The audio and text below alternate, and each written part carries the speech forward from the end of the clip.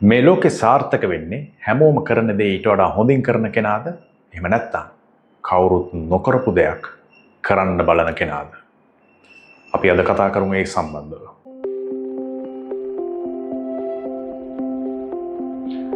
මම ළඟදී බැලුවා ලස්සන මූවි එකක් F1 කියලා. මේක ඕගොල්ලෝ නම් බලලා ඇති ටිකක් පරණ මූවි එකක්. මේකේ තිබිච්ච එක දෙයක්, එක කොටසක් මගේ හදවතට ඩීප්ලි වැදුනා. මේක ඉන්න එක කැරක්ටර් එකක්, මේන් කැරක්ටර් එක බ්‍රැඩ් පිට් තමයි ඒකේ ඇක්ට් කරන්නේ. සනී එයාගේ නම. ඉතින් එයා රේසර් කෙනෙක්. එයා normal conventional racing, ඒ කියන්නේ normal racing cars වලින් එක පාටම මෙයාට ඔෆර් එකක් එනවා F1 racing වලට සම්බන්ධ වෙන්න. ඉතින් F1 කියන්නේ වෙනම කැටගරි එකක්. මෙයාට මේ සම්බන්ධ එක්ස්පීරියන්ස් එකක් නැහැ. මෙයා ඇවිල්ලා අමුතු පුද්ගලෙක්. මෙයා සාමාන්‍ය රේසර්ස්ලා වගේ නෙමෙයි. මෙයා ටිකක් අවදානම ගන්න කෙනෙක්. රිස්ක් ගන්න කෙනෙක්. වෙනස් විදිහකට, ඉනෝවේටිව් විදිහට රේසර්ස් දිනන්න බලන කෙනෙක්.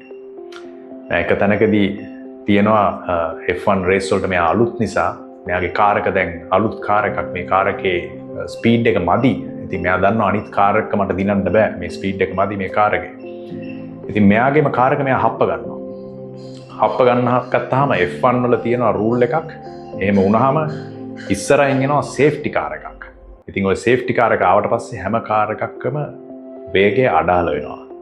ඉතින් එහෙම කරලා මෙයා ඒ රේස් එක දිනනවා. ඉතින් ඔය වගේ අමුතු දේවල් කරලා මෙයා රේසර්ස් දිනන කෙනෙක්.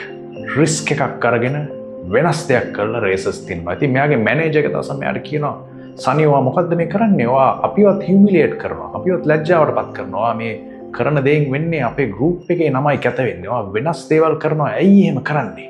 ඔයා සාමාන්‍ය රේසර් කෙනෙක් වගේ නෝමල් දේවල් කරලා දිනන්නකෝ" කියලා එයාගේ මැනේජර් කියනවා. ඊට පස්සේ සනී මෙහෙම කියනවා, "If we do the same thing what others do, we will not be able to win. If we want to win, we must do something different." අපි අනිත් හැමෝම කරන දේ කරලා දිනන්න බෑ. අපිට දිනන්න ඕන නම් ඒගොල්ලන්ට වඩා වෙනස් දෙයක් අපි කරන්න ඕනේ. ඔය කතාව මට ගොඩාක් හිතට වැදිච්ච කතාවක්. ඉතින් මම මේක ගැන කල්පනා කරා. මට හිතුණා මේක ඇත්ත තමයි. අපිට කෝපරේට් ලයිෆ් එකෙත් අපේ කරියර් එකටත් මේ කතාව මෙහෙම්මම බලපානවා. මේක ඉතාම සත්‍ය දෙයක් අපේ කරියර් එකටත්. අපි හැමෝම කරන දේ කර කර හිටියොත් අපේ KPIs ටික අපි achieve කරයි. හැබැයි තව කෙනෙකුත් ඒ KPIs achieve කරනවා. තව කෙනෙක් අපිට වඩා හොඳට ඒ KPIs achieve කරයි. කරලා එයා අපිට වඩා උඩට යයි.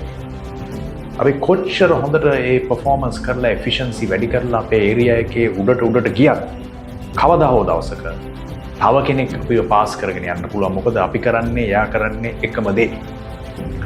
හැබැයි ඔයා එහෙම නැතු වෙනස් දෙයක් කරොත් කවදාවත් එයාට ඔයාව පාස් කරගෙන යන්න බෑ. මොකද ඔයා කරන දේ වෙන කවුරුත් කරන්නේ නැති නිසා.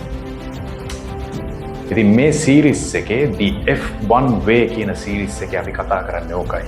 ඔයා කොහොමද වෙනස් කෙනෙක් වෙන්නේ? ඔයාගේ කරියර් එකේ වෙනස් පුද්ගලෙක් වෙන්නේ කොහොමද? ඔයා ඉගෙන ගන්න කෙනෙක් නම් ඔයා වෙනස් විදියට ඒක කරන්නේ කොහොමද?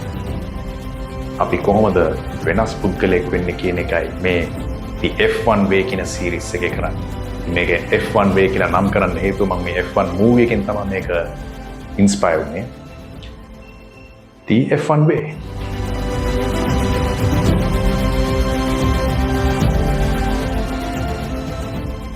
ඉතින් ඇත්තටම බැලුවොත් මේ සනී කියන කැරක්ටර් එක කියන කතාවේ ලොකු මීනින් එකක් තියෙනවා. මේක තියරි එකක් ඇත්තටම. මේකට කියන්නේ competitor versus differentiator කියලා. මොකද්ද කම්පිටිටර් කියන්නේ? හැම දෙයක් එක්කම කම්පීට් කරන කෙනා. ඔයාගේ රස්සාව වෙන්න පුළුවන්, ඔයාගේ ස්ටඩීස් වෙන්න පුළුවන්, ඕනම දෙයක් එක්ක අනිත් අයත් එක්ක කම්පීට් කරනවා. ඔයාගේ රැකියාවේ ඉන්න අනිත් කලීග්ස්ලත් එක්ක ඔයා කම්පීට් කරනවා. ඔයාට KPI එකක් දෙනවා. එතකොට ඒ KPIs hit කරන්න ඔයා කම්පීට් කරනවා. අනිත් හැමෝමත් ඒකටම කම්පීට් කරනවා. අපි ගත්තොත් මොනවා හරි බ්‍රෑන්ඩ් එකක් වෙන්න පුළුවන්. අපි හිතමු ක්ලෝතින් බ්‍රෑන්ඩ් එකක්. ඒ බ්‍රෑන්ඩ් එක කම්පීට් කරනවා ඒ වගේම තව බ්‍රෑන්ඩ්ස් එක්ක මාකට් එකේ තියෙන. ෂොප් එකක් වෙන්න පුළුවන්. එයා කම්පීට් කරනවා තව අනිත් ෂොප්ස් එක්ක. අපි ගත්තොත් vehicles, Toyota කම්පීට් කරනවා Hondaත් එක්ක. ඔක තමයි කම්පිටිටර් කියන්නේ. ඩිෆරන්ෂියේටර් කියන්නේ මොකක්ද? ඩිෆරන්ෂියේටර් කියන්නේ ඔයා වෙනස් දෙයක් කරනවා. ඔයා කම්පීට් කරන්නේ නැහැ අරගොල්ලන්ත් එක්ක. ඔයා වෙනම තැනක ඉන්නේ. මේ තියරි එක ඇත්තරම මයිකල් පෝට කියලා ලෝකේ ප්‍රසිද්ධ හාවර්ඩ් යුනිවර්සිටි එකකින් ප්‍රොෆෙසර් කෙනෙකුත් මේ ගැන කතා කරලා තියෙනවා. කම්පිටිටර් versus differentiator කියන එක. ඔයාට කෝපරේට් ලැඩර් එකේ උඩට යන්න නම් එයා කියන විදිහට ඔයා කම්පිටිටර් කෙනෙක් වෙලා ඉඳලා හරියන්නේ නැහැ. ඔයා ඩිෆරන්ෂියේටර් කෙනෙක් වෙන්න ඕනේ. මම පොඩි එක්සැම්පල් එකක් කියන්නම්. ලෝකේ හැම හොටෙල් එකක්ම කම්පීට් කරනවා නේ අනිත් අයත් එක්ක. ඒගොල්ලෝ මොකද්ද කරන්නේ? සාමාන්‍ය විදිහේ හොටෙල් එක ඉන්වෙස්ට් කරලා බිල්ඩින් එකක් හදලා ෆැසිලිටි එකක් හදලා ඊට පස්සේ වැඩ කරන මිනිස්සු ටික අරගෙන වෙබ්සයිට් එකක් දානවා වෙන්න පුළුවන් booking.com එකේ වෙන්න පුළුවන් කොහේ හරි දාලා බුක් කරන්න මෙතඩ් එකක් දාලා එයා කම්පීට් කරනවා අනිත් හොටෙල්ස් එක්ක. ඩිෆරන්ෂියේටර් කෙනෙක් ඉන්නවා මේ ෆීල්ඩ් එකේම. කවුද? Airbnb. Airbnb කියන concept එක හැදුනේ මේ මාකට් එකේ ඉන්න මිනිස්සු ටිකම තමයි අල්ලගන්නේ. හැබැයි වෙන මෙතඩ් එකක්. එයා හිතුවා මේ අනිත් අය කම්පීට් කරන විදිහට නෙමෙයි ඒගොල්ලෝ කරන්නේ බිස්නස් එක. ඒගොල්ලෝ කිසිම තැනක හොටෙල් එකකවත් කිසිම ෆැසිලිටි එකකවත් අයිති වාසිකමක් නැහැ ඒගොල්ලන්ට. ඒගොල්ලන්ට අයිති නැහැ කිසිම බිල්ඩින් එකක්. ඒගොල්ලෝ කන්සෙප්ට් එකක් දෙනවා. ඒගොල්ලෝ වෙබ්සයිට් එකක් දුන්නා, ප්ලැට්ෆෝම් එකක් දුන්නා. මේක හරහා ඔයාට හොඳ ෆැසිලිටි එකක් තියෙනවා. ඔයාට හොඳ ගෙයක් තියෙනවා. ඔයාට ලොකු බිල්ඩින් එකක් තියෙනවා. ඔයාට පුළුවන් ෂෝට් ටර්ම් රෙන්ට් අවුට් කරන්න ඕක. අපේ ප්ලැට්ෆෝම් එක හරහා. ඒ බිස්නස් මෙතඩ් එකට ගහන්න තාම කිසිම කන්සෙප්ට් එකක් ඇවිල්ලා නැහැ. Airbnb ඒකෙන් අද වෙනතුරු රජ කරනවා. ඔන්න ඕක තමයි හොඳම එක්සැම්පල් එක. competitor versus differentiator කියන එක මොකක්ද කියලා දැනගන්න. Airbnb versus normal conventional hotel. ඉතින් අපි කොහොමද කාටවත් අත තියන්නවත් බැරි differentiator කෙනෙක් වෙලා ජීවිතේ ජයගන්නේ? මේක මට එක වීඩියෝ එකකින් motivational speech එකක් දීලා කියලා දෙන්න පුළුවන් දෙයක් නෙමෙයි. මොකද ඩිෆරන්ෂියේටර් කෙනෙක් වෙන්න ගොඩාක් කොම්පොනන්ට්ස් තියෙනවා ඒකට. ඒකට ගොඩාක් කොටස් තියෙනවා. ඔයා හරියට පිළිවෙලට ඉගෙන ගන්න ඕනේ. ඉතින් ඒකයි මම මේක එපිසෝඩ් එකක් හැටියට, සීරීස් එකක් හැටියට එපිසෝඩ්ස් ගොඩකින් අරන් එන්නේ. එකින් එක අපි සරලව පැහැදිලිව one by one අපි ඉගෙන ගමු. ඩිෆරන්ෂියේටර් කෙනෙක් වෙන්න ඕනේ කොම්පොනන්ට්ස් මොනවද කියලා. එක්සැම්පල් එකට ලීඩර්ෂිප් කියන්නේ එක කොම්පොනන්ට් එකක්. ඊට පස්සේ ඩිසිෂන් මේකින් කියන්නේ තව දෙයක්. ඔය වගේ අපිට ගොඩාක් පැති තියෙනවා.